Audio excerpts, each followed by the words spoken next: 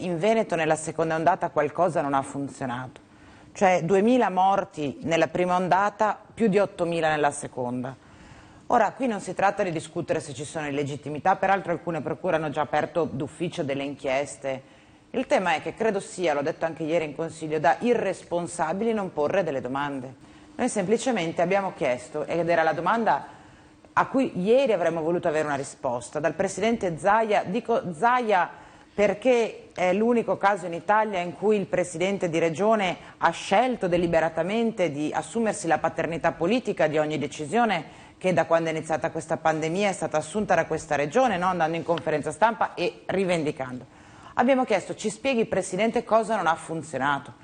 E non è una questione di andare in procura o meno, è questione di dire Quindi la alla fine, verità. Camani, voi non siete rimasti soddisfatti dalla commissione, dall'incontro di ieri? Assolutamente no, per due ragioni. Intanto, ovviamente le informazioni sono state comunque utili, 4 ore di spiegazione tecnica ti danno elementi su cui comunque riflettere, ma noi avevamo necessità di un chiarimento politico anche a viso aperto. Io sono rimasta abbastanza basita del schieramento in difensiva del Presidente Zaia, ha vinto con l'80%, sei il governatore più amato d'Italia, vieni in Consiglio sereno, invece hanno voluto costruire una commissione anziché il Consiglio, far parlare per 4 ore i tecnici, quando il tema è politico. Cioè noi contestiamo alcune scelte che sono state assunte in riferimento alla pandemia e guardi, non le contestiamo da oggi, non le contestiamo da report, le contestiamo da mesi. I mesi nei quali ci siamo sgolati chiedendo al Presidente Zaia di rivedere alcune scelte politiche